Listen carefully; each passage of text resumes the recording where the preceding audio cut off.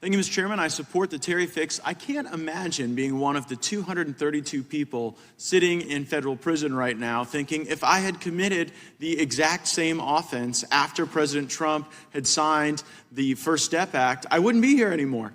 I'd be with my family. But instead, because of, I think, a flawed determination that didn't allow retroactivity, we are treating people differently for committing the same offenses. We're incarcerating some people for the very same offenses that they would otherwise not be incarcerated for. And so I think that's an appropriate fix. There has been discussion today of fentanyl, and it irks me every time I hear someone talk about fentanyl overdoses. Because no one overdoses on fentanyl, because I don't think anybody really sets out to score some fentanyl for a good time. I get why it's hard to keep cocaine from coming into the country. People in the United States like using cocaine. They seek it out. They pay high dollar amounts for it. And so that would be something hard to stop. But since people don't set out to use fentanyl, since it's something we don't want in our country, we should be totally capable of stopping it. And the only reason we aren't is because we purposefully allow our border to degrade.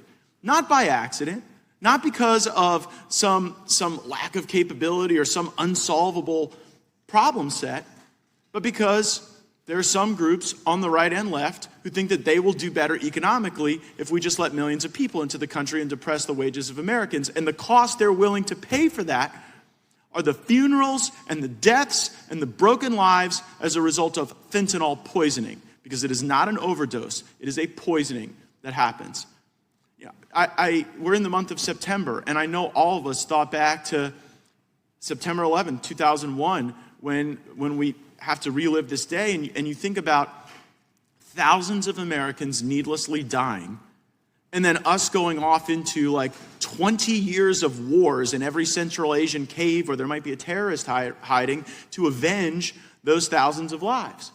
And I think today about the tens of thousands of lives that we are losing over and over again in every community in our country, and we seemingly clutch our pearls at the suggestion that we might think about dropping off a few Tomahawk missiles in the Sinaloa Mountains where we know that fentanyl is being manufactured.